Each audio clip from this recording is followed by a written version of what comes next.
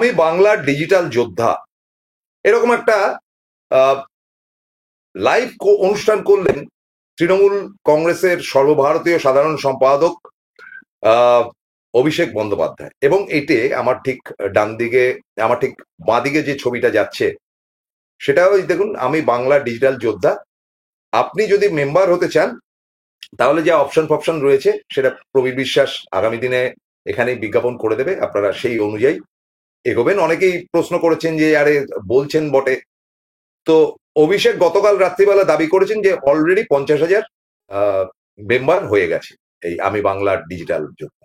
ঘটনা তা না, ঘটনাটা হচ্ছে যেটা, একটা ছোট্ট গল্প বলে আমি অনুষ্ঠান শুরু করি। 2014, বিশ্বাস করুন, তখনও আমার হাতে এরকম ধরনের মোবাইল ফোন আসে। এই ছোট্ট মোবাইল নিয়ে ঘুরি, আজকেও ঘুরি, এই ছোট মোবাইল। এবং ডিজিটাল ওয়ার্ল্ডে অর্থাৎ কিনা এই ফেসবুক, টুইটার, হোয়াটসঅ্যাপ এই ব্যাপারগুলোর মধ্যে ঢুকিই 2014 মাইন্ড। তো তখন যখন আমি ঠিক এরকম ঘুরছি, তখন লোকসভা নির্বাচন আসন্ন, মানে some time of April May, তো লোকসভা নির্বাচন হয়েছে যেটাতে নরেন্দ্র মোদী ক্ষমতায় এসেছিলেন। তো আমার মনে আছে খুব ভালো যে সেটা ছিল দোলের দিন। ববি হাকিমের পাড়ায় গিয়েছিলাম দোল উৎসব করতে। বিরাট হইচই, খাওয়া দাওয়া ইত্যাদি করে টোরে অফিসের গাড়ি আমাকে এসে আমার সিটি অফিসে পৌঁছে দিল, অর্থাৎ সেন্ট্রাল এভিনিউ। তখন বাজে কটা, 1:30 পৌনে 2 এরকম। এবার ঘটনা হচ্ছে আমি বাড়ি ফিরতে পারছি না, বাস ফাস সব বন্ধ। তো দাঁড়িয়ে রয়েছি ইন্ডিয়ান এয়ারলাইন্সের যে অফিসটা, যেটা এয়ার ইন্ডিয়ার অফিস, ওটার সামনে দাঁড়িয়ে রয়েছি। কি করবো, একটা জনপ্রাণী পর্যন্ত নেই। তার উপরে আহ বাড়ি ফেরার তারা রয়েছে, এলাকাটাও মুসলিম এরিয়া, সুতরাং তারা খুব একটা দোল খেলে না, খেলেই না। এমন সময় ফোনটা বেজে উঠলো, আনমাইন্ডফুলি ফোনটা ধরেছি। একটি ভারী গলা কণ্ঠস্বর তাতে ভেসে আসলো, নমস্তে। আমি বলি কে রে বাবা, হিন্দিতে বলছি। আমি বললাম নমস্তে। তারা বলে मैं नरेंद्र मोदी हूं। আমার হ্যাঁ, তো বলি। আমি নিজেই চমকে গেছি, কারণ আমি তো এই ওয়ার্ল্ডের সঙ্গে যুক্ত না, একটা মিথ্যে কথা বলছি না। তারপর দেখলাম পুরোটাই রেকর্ডেড। এবং তারপরে নরেন্দ্র মোদী তার ভাষণে বললেন যে আমি আপনাদের সেবায় আসতে চাইছি ইত্যাদি ইত্যাদি, এবং আপনারা যদি বিজেপির সদস্য হতে চান তাহলে অমুক ডিজিটে আপনি নক করলেই আপনি বিজেপির মেম্বার হয়ে যাবেন, দ্রুত আপনি বিজেপির মেম্বার হন।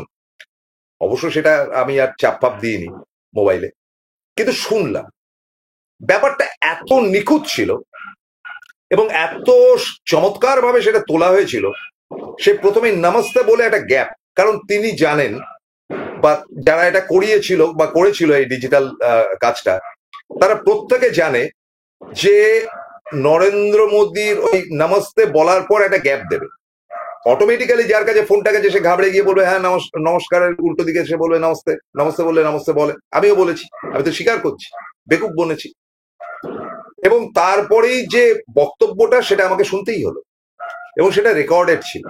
That is digital work. আজ না, 2014, 11 বছর আগেকার কথা বলছি।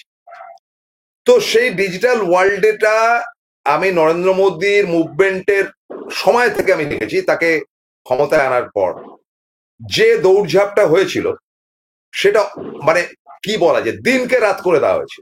যা অভিষেক বন্দ্যোপাধ্যায় গত পরশুদিন হাজির হলেন তার ভাষণের মাধ্যমে, এবং অভিষেক বন্দ্যোপাধ্যায় তার বক্তব্যে বললেন যে আমাদের ডিজিটাল ওয়ার্ল্ডটাকে স্ট্রং করতে হবে, অর্থাৎ আইটি সেল যেটাকে বলা হয়।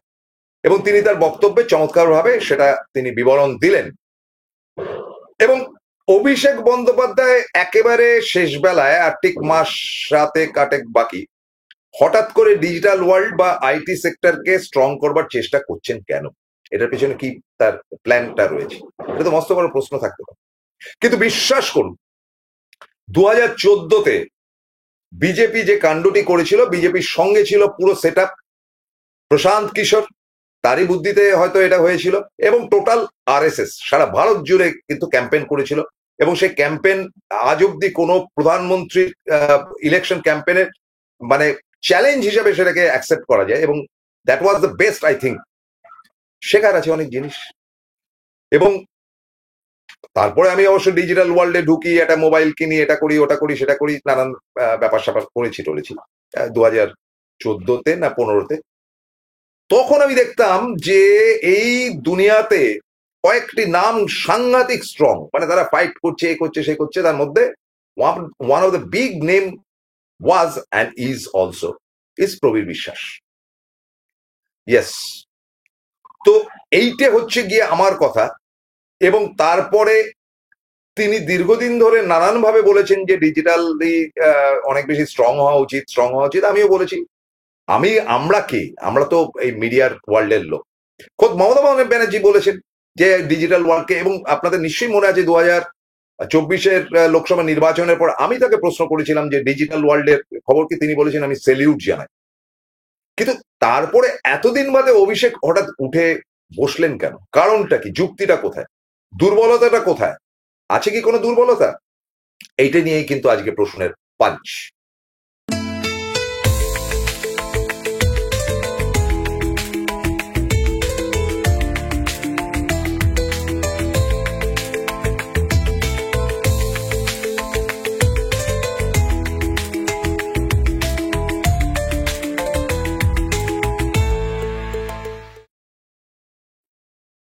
সুপ্রভাত, নমস্কার, আসসালামু আলাইকুম। শুরু করছি আজকের বিশেষ অনুষ্ঠান, সেটা সম্পূর্ণ অভিষেকের ডিজিটাল ওয়ার্ল্ড নিয়ে, ডিজিটাল দুনিয়া নিয়ে।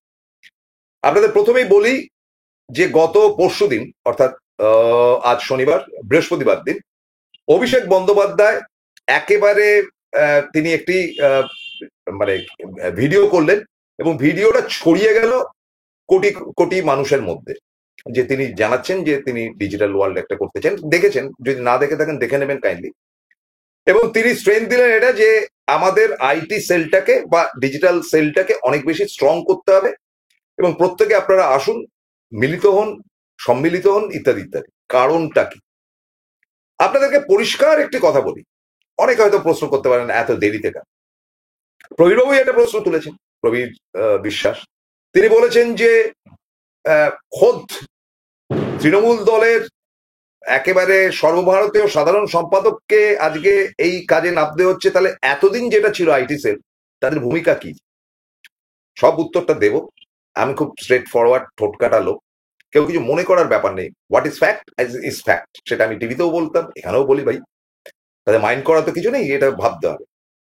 দেখুন, ডিজিটাল ওয়ার্ল্ডকে অস্বীকার করা যায় না। এটা স্রষ্টা নরেন্দ্র মোদী না, বা বিজেপির কেউ না। এটা স্রষ্টা হচ্ছে রাজীব গান্ধী, প্রয়াত।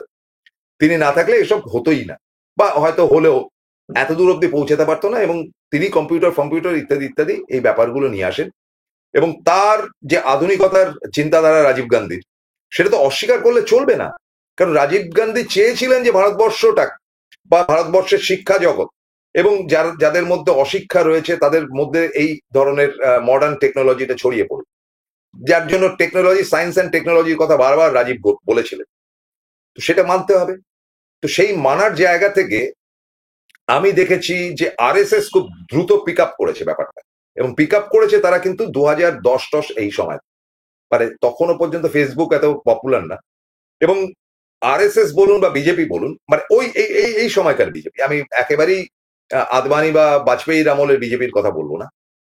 তারা দিনকে রাত করে দিয়েছে, মিথ্যেটাকে সত্যি করে দিয়েছে। এবং আজকে অ্যাজ অন ডেট আমি বলতে বাধ্য হচ্ছি যে সারা পৃথিবীর মধ্যে যারা ডিজিটালি পলিটিক্যাল ব্যাপার স্যাপার ছড়ায়, তাদের মধ্যে নিঃসন্দেহে 1 নম্বরে যদি কোনো দল হয়ে থাকে, সেটা বিজেপি বা আরএসএস।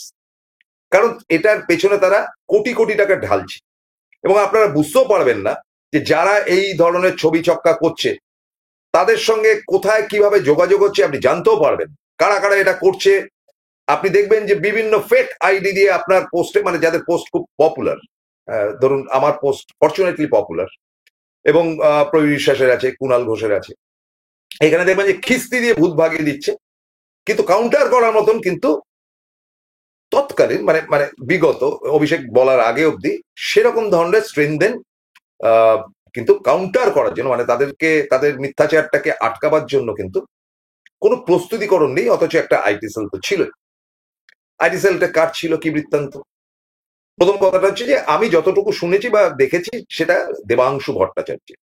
দেবাংশু বয়সে তরুণ, এবং আমার অত্যন্ত আনন্দের সঙ্গে বলতে চাই যে আমি তাকে উৎসাহিত করে টেলিভিশন ওয়ার্ল্ডে নিয়ে আসি, কারণ তার বক্তব্য আমার ভালো লেগেছিল। এবং ছেলেটি অসম্ভব ভালো, খুব সাধারণ মধ্যবিত্ত পরিবারের ছেলে, কিন্তু অসম্ভব ভালো বক্তা, লেখালেখির হাতটাও ভালো।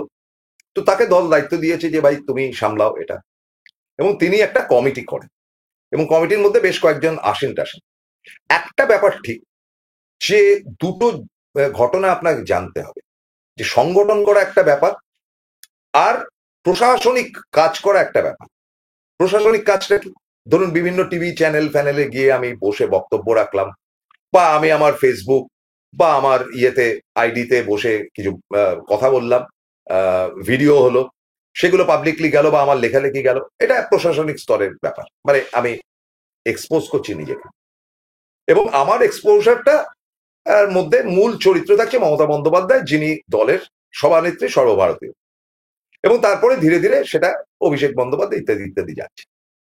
এখন ঘটনাচক্রে তিনি যে কমিটিটি করেছিলেন তাদের ভূমিকাটা কি ছিল, এটা তো প্রশ্ন। আমি সমালোচনা করতে বসিনি, তার কারণ সংগঠনটা একটা অন্য ব্যাপার। সংগঠনটা কি? সংগঠনটা হচ্ছে, হ্যাঁ তিনি যে কমিটি করেছিলেন তারা প্রত্যেকে খুব ভালো ছেলে আমি ধরে নিচ্ছি ইত্যাদি ইত্যাদি, তাদের সঙ্গে রেগুলার কোর্সে বসে তাদেরকে শেখাতে হবে। যেভাবে বিজেপি আজকে হ্যামার করে যাচ্ছে একের পর এক, এবং বিজেপির পরে যদি কারোর নাম বলতে হয় সেগুলো কমিউনিস্ট পার্টি, নকশাল এবং সিপিএম খিস্তি দিয়ে ভূত বাগিয়ে দেয়। 2016-টোলোতে সেগুলো আমরা দেখেছি, মারাত্মক গালাগাল করে। এবং তাদেরই একটা বড় অংশ কিন্তু পশ্চিমবঙ্গের বিজেপির আইটি সেলে রয়েছে, এবং তারা বিস্তর পয়সা করি পাচ্ছে, বিস্তর। এবং তৃণমূল কংগ্রেসের যারা আইটির কাজ করে, আইটি তো অ্যাজ না, এই ধরুন ফেসবুক ইত্যাদি ইত্যাদি যারা করে বা হোয়াটসঅ্যাপ গ্রুপ খুলেছে, তারা অত্যন্ত সাধারণ পরিবারের, কেউ চাকুরিজীবী, অধিকাংশই বেকার, এবং তারা নিজেদের পকেটের পয়সা দিয়ে তারা এই ডিজিটাল ওয়ার্ল্ডে আছে। সুতরাং তুমি তাদেরকে কখনোই বলতে পারো না যে এটা করো ওটা করো সেটা করো, কারণ অর্গানাইজডই না, সংগঠনটাই তৈরি হয়নি। সংগঠন না হলে যেটা হয় স্ক্যাটার্ড হয়ে গেছে, যার ফলে যে যার মতন খুশি করছে, যে যার মতন হয়েছে। আমি দোষ দিচ্ছি না, কারণ ও তো ভোটেও দাঁড়িয়েছিল, ওকে দৌড়ঝাঁপও করতে হয়েছে। কিন্তু এই ধরনের সংগঠন মমতা বন্দ্যোপাধ্যায় যেরকম একটা টিমকে ডেকে এনে 21শে জুলাই বলুন বা 28শে অগাস্ট বলুন বা বিভিন্ন সময় ডিজিটালের একটা মিটিং হয়েছিল some time of 2017-18, Abhishek Bandyopadhyay ডেকেছিলেন নজরুল মঞ্চে, আমি গিয়েছিলাম সেখানে, সম্ভবত প্রবীর বিশ্বাসও গিয়েছে। তো সেখানে তিনি খানিকটা বক্তব্যের মধ্যে বলেছিলেন কি কি করতে হবে, এবং যে দুটি লোককে নেওয়া হয়েছিল তখন বিশ্বাস করে মমতা বন্দ্যোপাধ্যায়ের প্রায় ছায়াসঙ্গীর মতন তারা হেল্প করতেন মমতা বন্দ্যোপাধ্যায়ের উৎসাহতে, তারা দুজনেই পরবর্তী অধ্যায়ে ভেগে বিজেপিতে চলে যায়। একজন কর্নেল দীপ্তাংশু, আরেকটা কে জানি ভুলভাল, যাই হোক। তো সেটা ফ্লপ করেছিল সেই সময়, ভাবতে পারেনি যে এরা এই কাণ্ড করলো। যেটা হয়েছে মানে 2024 অব্দি নির্বাচনে যেটা হয়েছে, মূলত উত্তর থেকে দক্ষিণে নেমেছেন অভিষেক বন্দ্যোপাধ্যায়, দক্ষিণ থেকে উত্তরে গেছেন মমতা বন্দ্যোপাধ্যায়। এই দুজনই তো মুখ, এরা দুজন ভাষণ দিয়েছেন, তাতে বাজিমাত হয়েছে। 21-এও তাই, একদমই তাই। কারণ দুজনই হচ্ছে অ্যাকসেপ্টেবল ফেস, তাদেরকে গ্রহণ করা যায়। এবার যেটা ভাবা হয়েছিল যে ডিজিটালি তাদেরকে, ডিজিটাল ওয়ার্ল্ডের দেবাংশু বা যারা যারা রয়েছেন সেই জিনিসগুলোকে এক্সপোজ করবে। দুটো ব্যাপার, একটা যে কোনো কমিটি করতে গেলে দেখতে হবে যে এই লোকটা, সে যেই হোক না কেন, তার নাম হরিদাস পালও যদি হয়, কিংবা স্বপ্ন বিউভল মুখোপাধ্যায়, মানে চমৎকার একটা নাম দিলাম, যদি যাই হোক না কেন, দেখতে হবে সে কতটা পপুলার, তার ফেসবুক কত লোক দেখে, তার বিতর্কিত মন্তব্যে কত লোক সায় দিচ্ছে, কত বিরোধীরা সায় দিচ্ছে। এরকম ধরনের চরিত্র যত বেশি যদি কমিটিতে রাখা যায়, তাহলে জিনিসটা অনেক ভাস্ট আকারে বেরোবে। বিজেপি তাই করেছে, বা সিপিএমও তাই করে, তাদের পার্টির লোকেরাও করে। কিন্তু সেটা করা হয়নি। এমন কেউ কেউ ছিল সেটার মধ্যে, যাদের অধিকাংশই অজানা অচেনা, এবং তাদের ডিজিটালি খুব পপুলারিটি ছিল না। এবং আমি নিজে দেখেছি যে মধ্যম গ্রামের এক আসিবার, যে তার সঙ্গে আমার খুব ভালো আলাপ, সে তো অধিকাংশ সময় তার ফ্যামিলিকে নিয়ে কোথায় বেড়াতে যাচ্ছে, এই করছে সেই করছে, সব হাবিজাবি করে কাটাতো। তাদের তো কাজটা কি ছিল? তো যাই হোক, বেটার লেট দেন নেভার। আমি ছোট বাচ্চার এখানে সমালোচনা করতে বসিনি। ঘটনাচক্রে যেটা, যে আজকে অভিষেক সেটা বুঝেছেন যে ক্লাইমেটিক্যালি এটা ঠিক মতন যাচ্ছে না। কারণ বাজিমাত করার দুটো জিনিস, যে দুটো জিনিস বলে বিরতিতে যাব। এক নম্বর কথাটা হচ্ছে সংগঠনকে স্ট্রং করতে হবে। যারা পথে নেমে কাজ করে তারা হচ্ছে গিয়ে দলের সব থেকে বড় সম্পদ, যতই ডিজিটাল থাকুক আর যাই থাকুক, তারা 80% লোকের কাছে পৌঁছে যায়, যে ভোটটা দিন, এটা দিন, পোস্টার লাগায়, ইত্যাদি ইত্যাদি। আর 20% লোক, ধরুন 14 কোটি ভোটার রয়েছে পশ্চিমবঙ্গে, 20% মানে হচ্ছে গিয়ে 3 কোটি, not a matter of joke. 3 কোটি লোকের অনেক কিছু নির্ভর করে কিন্তু ডিজিটাল ওয়ার্ল্ডের উপর। সুতরাং এটাকে উড়িয়ে দেওয়া যায় না, যেটা বিজেপি দখল করছে। এই প্রবীর বিশ্বাস ঘুরে এলেন পাটনা থেকে, তিনি অনেক কথা বললেন, কিন্তু ডিজিটালের জায়গাটা চুপ করে রইলেন, হয়তো পরবর্তী অধ্যায়ে বলবেন। তিনি দেখে এসছেন যে পাটনা এখনো পর্যন্ত বিহার অশিক্ষার জায়গায়, মানে অপরিণত চিন্তাধারার লোক, এখনো লেবার ক্লাস, দরিদ্র, দলিত, ইত্যাদি ইত্যাদি, একেবারে তলানিতে পৌঁছে যাওয়ার লোক, কিন্তু প্রত্যেকের হাতে অলমোস্ট একটা করে মোবাইল ফোন আছে, সেটা সস্তার হোক আর বড় হোক। সেটা কিন্তু এনক্যাশ করছে বিজেপি, তার মধ্যে দিনকে রাত করার অ্যাডভার্টাইজ করে যাচ্ছে, অদ্ভুত অদ্ভুত ছবি দেখাচ্ছে, লালু প্রসাদ যাদব থেকে শুরু করে রাহুল গান্ধীর সমস্ত ভুলভাল এআই বা আর্টিফিশিয়াল ইন্টেলিজেন্সি দিয়ে তাদের মগজ ধোলাই করা হচ্ছে। সুতরাং ভোটটা ইজি না বিহারে। পক্ষান্তরে পশ্চিমবঙ্গ কিন্তু শিক্ষিতদের জায়গা, এখানেও কিন্তু ডিজিটালি বিজেপি দৌড়াদৌড়ি করছে, কিন্তু এইখানে সেটাকে ক্যাপচার করার যে জায়গাটা, সেটা অভিষেক কিন্তু জানে পলিসিটা কি, কেন জানে, অভিষেকের রহস্যটা কি, যেটা আমি নিজে দেখে এসেছি ক্যামাক স্ট্রিটে, নিজে আমি আগের দিন কথা বলেছি, এবং অভিষেক আমাকে নিজে বলেছেন অনেক কথা। বলবো একটা ছোট্ট বিরতির পর, সঙ্গে থাকুন।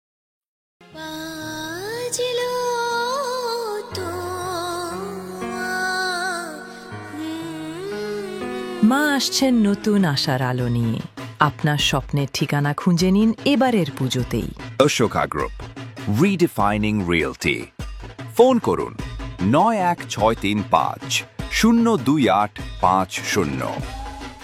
Found Kolkata's first ever sweet shop serving so unique items like Dab Malai Curry, Motichur Truffle, Gajor Borfi, Dab Kalakand, and I had to try them. শুধু তাই নয়, শক্তিগড়ের ল্যাংচা, বর্ধমানের সীতাভোগ, মালদার পোস্তকদম, বহরমপুরের ছানা বড়া, এগুলো সবকিছু খেতে হলে আর এত দূরে যেতে হবে না। সুন্দরিনী ন্যাচারালসে পেয়ে যাবে পশ্চিমবঙ্গের বিখ্যাত 10টা জেলার মিষ্টি all under the same roof. এদের বেস্ট সেলার্স কচি ডাবের শ্বাস দিয়ে বানানো ডাব মালাইকারি আর কলা পাতায় মোড়া গুড়ের সন্দেশ পাতুরি আর মাস্ট ট্রাই। ফিরলাম বিরতির পর। আপনাদের নিশ্চয়ই স্মরণে আছে, অভিষেকের ব্যাপারটা বলছি, আপনাদের নিশ্চয়ই স্মরণে আছে যে 2024 লোকসভা ভোটের প্রচার এবং তার পরবর্তী অধ্যায় আরজিকর কাণ্ডটি ঘটার পর, আরজিকর কাণ্ড ঘটার পর যে কোনো দুজন মহিলা, মাত্র দুজন মহিলা ফেসবুকে লিখেছিল, আসুন কলকাতার অমুক জায়গায় আমরা রাত জাগবো, ফেসবুকে। তাতে করে শিক্ষিত মহল থেকে শুরু করে বিভিন্ন মহল থেকে হাজারে হাজারে মানুষ কিন্তু পথে নেমেছিল। প্রথম দিন হাজারে হাজারে মানুষ পথে নেমেছিল প্রতিবাদ করতে। কোথা থেকে? ডিজিটাল ওয়ার্ল্ড থেকে। তো এটা তো মমতা বন্দ্যোপাধ্যায় দেখেছেন। তারপরে সেটা বন্ধুস হোক বা যাই হোক, কিন্তু 6 মাস ধরে তারা তাণ্ডব করেছে। এটা সিপিএম এর থেকে করা হয়েছে। আপনাদের বলি, সিপিএম এর শূন্য, কিন্তু তাদের একটা ডিজিটাল আহ্বান কিন্তু কয়েক হাজার মানুষকে পথে নামিয়ে দিয়েছিল। চিন্তার ব্যাপার। সুতরাং এই লোকগুলোর আগামী দিনে কাকে ভোট দেবে, কোথায় দেবে, এই সংখ্যাটা কত দূর অব্দি পৌঁছেছে পশ্চিমবঙ্গে, এটা ভাবনার জায়গা। এবং ভাবনার জায়গা এ কারণে যে আজকে সিপিএম এর কতগুলো সলিড ব্রেন বিজেপির হয়ে কিন্তু প্রচার করছে। কারণ বিজেপির অ্যাজ তো সংগঠন কিছু নেই, টোটাল সংগঠনটাই সিপিএম। এবং সেলিম থেকে শুরু করে বিভিন্ন লোকের কথাবার্তা, এরা টিভিতে বসা ছাড়া তার এদের দলের টপ লিডারদের কোনো কাজ নেই। এরা সব এই কাজে নেমেছে যে আগে তৃণমূলকে হাঁটাও, তারপরে দেখা যাবে কাকে আনা যায় না আনা যায়। অভিষেক বন্দ্যোপাধ্যায়ের সম্বন্ধে বলি, অভিষেক বন্দ্যোপাধ্যায়ের অফিসে বিস্তর আমি গেছি। চুপচাপ সাউন্ড অফিস, সেটা অভিষেকের বাড়ির কোনো একটা ফ্লোরে, বলবো না, এবং ক্যামাক স্ট্রিটে 6 তলায়। আপনারা বিশ্বাস করুন, আজ থেকে 3 বছর আগে অভিষেকের যে অফিসটা আমি ক্যামাক স্ট্রিটে দেখেছিলাম, সেটা রিসেন্ট যেটা দেখেছি, হেল অ্যান্ড হেভেন ডিফারেন্স। প্রত্যেকটা জায়গার যে কে কোথায় কি কাজ করছে, পুরো কম্পিউটার নিয়ে ডজন দুয়েক ছেলে মেয়েরা বসে কাজ করছে। এখানে কি হচ্ছে, অমুক জেলায় কি হচ্ছে, সমস্ত কিন্তু ডিজিটালি অভিষেকের অফিসে কাজটা হচ্ছে। সুমিত রায় সেটাকে পুরো তদারক করছে। এবং আপনি জানবেন যে আপনার পাড়ার ক্ষুদ্রাতি ক্ষুদ্র যে কাউন্সিলর আছে বা জেলা পরিষদের যে নেতা আছে, তার খবরটা অভিষেকের কাছে আছে, সমস্ত কালেক্ট হচ্ছে। এবং তার সঙ্গে সঙ্গে আইপাকের একটা ভূমিকা আছে, যে আইপাক আজকে এই বিষয়টা নিয়ে নাড়াচাড়া করছে। ফলে এই কম্বিনেশনে কিন্তু ডিজিটালি ওয়ার্ক, সেটা আপনি অফিসিয়ালি আইটি সেক্টরের একটা একটা কমিটি করে দিলেন, কি করে দিলেন, সেই বান্দা অভিষেক না। অভিষেক অনেক আধুনিক চিন্তাধারার ছেলে, এবং তিনি যখন দেখছেন, তার কাছে একটা তথ্য পরিষ্কার যে আগামী বাংলার নির্বাচনটা কোথায় যেতে পারে, কি কি মাইনাস পয়েন্ট আমাদের রয়েছে, তাই তো দেখবে। ধরুন এমন তো বলতেই পারি আমি, যে আমি যে সমাজ থেকে রাজনীতিটা করি, ছাত্র পরিষদ করেছিলাম, তখন আমাদের লিডারের নাম ছিল মমতা ব্যানার্জি। দ্যাট ওয়াজ 1980-81, ওই টাইমটা। আজকে তৃণমূল কংগ্রেসের যারা মাথা, তাদের মধ্যে জনা দশেকেও ওই সময় রাজনীতি করেনি। ওই সময় রাজনীতি করেনি মমতা বন্দ্যোপাধ্যায়। রাজনীতিতে এরা এলো কবে? 1998, যখন কংগ্রেস ভেঙে তৃণমূল হলো, তারপরে টুকটুক করে সবাই এসছে। এখন এদের ফেসবুক গুলো আমি ওয়াচ করেছি। একটা ব্যাপার যে 2011 থেকে যে মন্ত্রিসভা হয়েছে বা কমিটি বা ইত্যাদি হয়েছে, সেগুলো সব চেনা মুখ ঘুরিয়ে এসে। শাফলিং দরকার, সব কাজের মধ্যে শাফলিং দরকার। তো কিন্তু এটাই হয়েছে, এই কাণ্ডটা বাম আমলেও হয়েছে। দু একজনকে চেঞ্জ ফেঞ্জ করা হয়েছে, যেমন অসীম দাশগুপ্তকে অর্থমন্ত্রী হিসেবে অশোক মিত্রের জায়গায় আনা হয়েছিল, আর দু একটা চেঞ্জ ফেঞ্জ করার ছাড়া। আর মুখ্যমন্ত্রী চেঞ্জ হয়েছিল, তাতে করে কিন্তু দলটা মোটামুটি ভোগের খাতায় গিয়েছিল, সিপিএম দলটা। এবং সেটা ভোগের খাতায় যাওয়া শুরু হয়েছিল 1987 বা 91 থেকে। একেবারে ধীরে ধীরে ধীরে ধীরে ধীরে এমনই বেজে গেল যে শূন্য হয়ে। অভিষেকের মাথায় ব্যাপারটা আছে, কারণ তার দলেও যে মন্ত্রিসভা বলুন বা বিভিন্ন জায়গা বলুন, বিভিন্ন ক্ষমতায় বসে আছে, তারা ক্ষমতাসীন, দুর্দণ্ড প্রতাপ ইত্যাদি ইত্যাদি। তো তার তো ভাবনার জায়গা হতে পারে যে কিছু নতুন মুখ আনা দরকার, নতুন কিছু করা দরকার। একই জিনিস মানুষের ভালো লাগবে কেন? হ্যাঁ, যথেষ্ট ভালো কাজ করেছেন মমতা বন্দ্যোপাধ্যায়, করে যাচ্ছেন, বা উত্তরবঙ্গে তিনি যে কাজটা করে এসছেন, যেভাবে দাপটে তিনি উত্তরবঙ্গর কবজাটা নিয়েছিলেন দার্জিলিং থেকে, তাতে করে তো তার দিকে সমস্ত ভোটগুলো আসা উচিত। কিন্তু এই মুহূর্তে আমার কাছে খবর আছে যে মানুষ সাহায্য নেয় উত্তরবঙ্গের ডুয়ার্স তরাই অঞ্চলে, কিন্তু তাদের মগজের মধ্যে একটা জিনিস ট্রান্সমিটার কাজ করছে, যেটা চুপচাপ ডিজিটালি কিন্তু ওখানে কাজ করে যাচ্ছে বিজেপি। এবং এখনো পর্যন্ত অ্যাজ অন ডেট, আজকে শনিবারের সকালেও বলছি, যে মারাত্মক পরিবর্তনে সব তৃণমূলের দিকে ঝুঁকে গেছে 26টা আসনের মধ্যে। এমন ঘটনা কিন্তু নয়, এমন ঘটনা নয়। এটা সব সাহায্য নিয়েছে, সমস্ত সুবিধা নিয়েছে, এর আগেও তো নিয়েছে, বারবার নিয়েছে, কিন্তু তারা খুব একটা পরিবর্তিত হয়নি। পরিবর্তনের জায়গায় কিছু ভোট হয়তো মমতার দিকে ঘুরছে। তো এগুলোকে তো ডিজিটালি ধরতে হবে, এগুলো তাদের কাছে প্রচারের জায়গায় নেবে। ধরুন আরজিকর কাণ্ডের কথাটা আমার বারবার মনে আসছে, যে তখন ডিজিটাল তৃণমূলের ডিজিটাল গ্রুপ, মানে যারা কমিটি ফমিটি ইত্যাদিতে ছিলেন, তাদের ভূমিকা কি ছিল? আমি এখনো বলছি যে সেই সময়টা টেরিফিক ভূমিকা অবতীর্ণ হয়েছিলেন যিনি, তার নাম কুণাল ঘোষ। দিবারাত্র খিস্তি খেতেন, মানে কদর্য ভাষায় তাকে আক্রমণ করা। তিনি দলের পক্ষ থেকে করেছেন। ইয়েস, দেবাংশু ভট্টাচার্য করেছে, দেবাংশু ভট্টাচার্য নিজেও ফিল্ডে নেমে করেছে। এবং আর খুব যে মনে পড়ার মধ্যে কিছু করেছেন, সেটা হচ্ছে গিয়ে অরূপ চক্রবর্তী। এছাড়া আমি দলের কাউকে দেখিনি দিনের পর দিন আরজিকর নিয়ে বা নিয়ে একটা প্রতিবাদের ঝড় তোলা। বা আমি প্রবীর বিশ্বাস, অনিকেত চট্টোপাধ্যায়, তারপরে খবরিওয়ালা, বিশ্বাস, তারপরে আপনার আরো দীপক ব্যাপারী ইত্যাদি ইত্যাদি, আমরা যারা ফিল্ডে নেমে লড়াই করেছিলাম সেই সময়, কজনকে পাশে পেয়েছিলাম? ডিজিটাল ওয়ার্ল্ড কোথায় ছিল? খাল খিচে দেওয়া হয়েছিল আমাদের খিস্তি দিয়ে, কজন প্রতিবাদ করতে এসেছিল? কিন্তু হ্যাঁ, অভিষেক দেখেছিলেন যে কি কাজ করে না করে। আপনাদের একটা কথা বলে দিই, অভিষেকের সব থেকে বড় গুণ হচ্ছে যে তার যে টিমটা কাজ করে ডিজিটালি, তারা প্রত্যেকে জানে যে প্রসূন গুপ্তের ক্যাপাসিটি কি, প্রবীর বিশ্বাসের ক্যাপাসিটি কি, অনিকেত চট্টোপাধ্যায় কতটা এগিয়ে কাজ করছে, প্রত্যেকটা খবর তার কাছে আছে। তিনি আমাকে স্ট্রেট হাতটা ধরে 3-4 মিনিট ধরে রেখেছেন যে প্রসূনদা, তুমি দারুণ কাজ করছো, তোমার ফেসবুকে প্রত্যেকটা কিছু আমি দেখি, বা এই ইউটিউবের এগুলো আমি দেখি। তাহলে অভিষেকের থিঙ্কিংটা চলে গেছে কিন্তু ডিজিটাল ওয়ার্ল্ডে অনেকদিন আগে। তিনি জানেন যে আজকের দিনে খবর কেউ দেখেন, একটা ওই TV18 বলুন, মানে যারা মোটামুটি ভাবে নিউট্রালি কাজ করে, কলকাতা টিভির তো খানিকটা তৃণমূলমুখী হলো, তাদের মুখ তো আবার নানান মুখ দিয়ে মুখে ঘষাঘষি করে।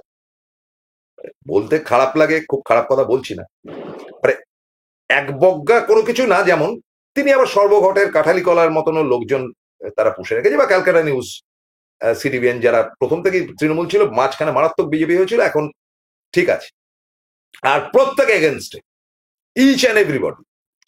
তাহলে লড়াইটা টিভিওয়ালাদের সঙ্গে তো ডিজিটাল ওয়ার্ল্ডের করতে হবে। কারা আছে এই ভাবনাটা কিন্তু অভিষেককে ভাবিয়েছে, যে অভিষেকের হাতে সমস্ত অস্ত্র আছে, যে কারা কারা লড়তে পারে, কি বৃত্তান্ত, 50,000 কেন 50 লাখ কালকে হয়ে যাবে, সেটা ঘটনা না। কিন্তু ওই যে নরেন্দ্র মোদী যে পলিসিটা নিয়েছিল, আমি সেই পলিসির ফ্লেভারটা পেলাম কিন্তু অভিষেকের মধ্যে। তিনি তার টিম নিয়ে নেমেছেন। তবে টিম নিয়ে নামলেও আমি মনে করি ব্যক্তিগতভাবে যে স্টার্টিং পয়েন্টটা অভিষেক একদম কারেক্ট ধরেছেন। হাতে সময় নেই, দিনকে রাত করার কাজ কারবার কিন্তু বিজেপির ছেলেপুলেরা করছে, মানে তারা অ্যাকচুয়ালি সিপিএম এর ছেলেপুলেরা। সেখানে অত্যন্ত দুর্বল তৃণমূল, সেটা আমি বারবার বলেছি, কিন্তু আমি বারবার সেলিউট জানাই তাদেরকে। এই আপনারা যারা দেখছেন, তারা কিন্তু সবসময় আমাদের পাশে এসে দাঁড়িয়েছেন, বা জেনারেল যারা মমতা বন্দ্যোপাধ্যায় ছবি দিয়ে। আপনারা বলুন তো একটা কথা, যে আজকে খুব সমালোচিত হলেন সৌগত রায়, যে তিনি বলেছিলেন যে পুজো আচ্ছা অনেক হলো, মেলা খেলা, রাজনীতিতে নামুন। হয়তো পুজোর মরশুমে কথাটা বলাটা ঠিক হয়নি, কিন্তু কি ভুলটা বলেছেন?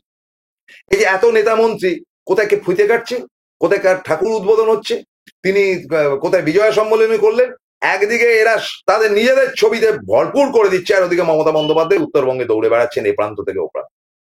অভিষেক বন্দ্যোপাধ্যায় দৌড়ে বেড়াচ্ছেন তার নিজের জায়গায়, যে কি করে টাকাটা, তিনি প্রথম 1 লাখ টাকাটা দিলেন। তাহলে 2-3 জনের কাজ তৃণমূল কংগ্রেস চালানো, আর বাকিরা বলবে যে হাম ইয়ে হ্যাঁ ও হ্যাঁ। আমি কেন মানবো ভাই? আমি দিনের পর দিন এই দলটার জন্য তো জানটা লড়িয়ে দিয়েছি, আমি মানবো কেন? উত্তর দিতে পারবেন? আমি তো সততার সঙ্গে কাজ করি। আমি তো আপনাদের আগেও বলেছি, পরেও বলছি, যে আমি বিক্রি হওয়ার মাল নই। আমি আমার মুখ খারাপ, আমি সেইভাবেই চালাচ্ছি। আমাকে পারচেস করা এত সোজা না। সেই জায়গা থেকে দৃঢ়তার সঙ্গে, বয়সটা তো অনেক হলো, 1980 থেকে রাজনীতি করেছি, পরে সাংবাদিকতা করছি। হ্যাঁ, এক পেশে হয়তো কোনো কোনো ক্ষেত্রে তৃণমূলের বাস্তব, আজকে তো সমালোচনা করলাম এতগুলো। তো আমার কথা খুব পরিষ্কার, যে আমাদের যে লড়াইটা, আমাদের যে স্যাক্রিফাইসটা, আর কয়েক বছর বাঁচবো, মৃত্যুর আগে যেন দেখে যাই যে একটা সংগঠন ডিজিটাল ওয়ার্ল্ডেও হয়েছে। এ কারণে যে এটা ডিজিটাল ওয়ার্ল্ডের যুগ। টেলিভিশনের সঙ্গে লড়াই করে কিন্তু তৃণমূল পারবে না, কারণ টেলিভিশনের মেজর সংখ্যা, দিল্লি থেকে শুরু করে কলকাতা, তারা কিন্তু এগেনস্ট টু মমতা। তারা অলরেডি কিন্তু দাঁত নখ বার করতে শুরু করেছে। এই যে দুর্গাপুরটা নিয়ে কম কাউতালি করলো টিভি থেকে বিভিন্ন, এবং এটার সঙ্গে লড়াই করতে গেলে ডিজিটাল ওয়ার্ল্ডকে স্ট্রং করতে হবে। বিভিন্ন গ্রুপ রয়েছে, ফ্যাম রয়েছে, টিএমসিএস রয়েছে, etcetera etcetera, so many group. কিন্তু এদেরকে অর্গানাইজ করতে গেলে শুধুমাত্র মেম্বারশিপ করলেই হবে না, আবার যথারীতি তারা স্ক্যাটার্ড হয়ে যাবে। করতে হবে কি, নেতাজি ইন্ডোর স্টেডিয়াম বা কোথাও ডেকে অ্যাডভাইস দিতে হবে যে আমরা এটা চাইছি, বা ঠিক আছে ভাই, কুণাল ঘোষের পোস্ট গুলো খুব পপুলার, তোমরা প্রত্যেকে কুণাল ঘোষের পোস্টের মধ্যে গিয়ে কমেন্ট ইয়ে করো, বা বিজেপির লোকেরা ঢুকে যে খিস্তি খেউর করছে তাদের এগেনস্টে লেখো, বা প্রসঙ্গ হোয়াট এভার ইট ইজ। তাহলে তো একটা দল সংগঠিত হবে। সংগঠন তো এটার নাম, সংগঠন তো শিখতে হবে। আবেগের তো কোনো স্থান নেই রে বাবা। আমি আজকে এই খাওয়ালাম, ওই খাওয়ালাম, বিজয়া সম্মেলন করলাম, কালকে কালী পুজো, এই করলে চলবে? 26-এর লড়াইটা কিন্তু খুব সোজা না। ওই যে অনেকে বলছেন 40টা সিট পাবেন না, 30টা সিট, কি করে বললেন? আপনি কি আগেই জেনে গেলেন? একটা কথা মনে রাখবেন, 2023 ওয়ার্ল্ড কাপ ফাইনাল পাগলও জানে, এবং বিশ্বের সবাই পর্যন্ত বলে দিয়েছে ইন্ডিয়া তুড়ি মেরে জিতে যাবে। রেজাল্টটা কি হয়েছিল? দিল্লি সবাই বললো ওই বিজেপি মেরে কেটে 7টা থেকে 8টা সিট পাবে, ওয়াশ আউট হয়ে গেল অরবিন্দ কেজরিওয়াল। সুতরাং কাল কি হবে তো কেউ জানে না। আপনার প্রস্তুতি কতটুকু? এই প্রস্তুতিটা করতে গেলে শিখতে হবে, এবং শিখতে গেলে অর্গানাইজড হতে হবে, এবং অর্গানাইজড হতে গেলে আমি অভিষেককে কনগ্রাচুলেট করি যে তিনি ফিল্ডে নেমে পুরো দায়িত্বটা নিয়েছেন। নতুন মুখ, নতুন কিছু, নতুন তথ্য, এবং একই সাথে আমি বলতে রাজি আছি যে তার যে থিঙ্কিং, যে ফাজলামি করবার জন্য সোশ্যাল নেটওয়ার্ক থেকে লাভ নেই।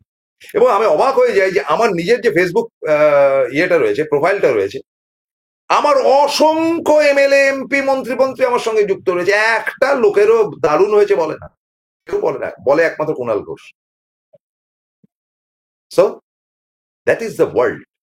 মানুষের পাশে দাঁড়াতে গেলে অর্গানাইজড ক্যারেক্টার যারা যারা লড়াই জানে, তাদের হাতটাকে শক্ত করতে হবে, তাদের মুখটাকে শক্ত করতে হবে। অভিষেক বন্দ্যোপাধ্যায়ের কাছে সেই আবেদনটা রেখে আজকের মতো শেষ করছি। আগামী 3টে দিন ভালো কাটুক। আপনাদের অগ্রিম দীপাবলির শুভেচ্ছা জানিয়ে শেষ করছি। নমস্কার।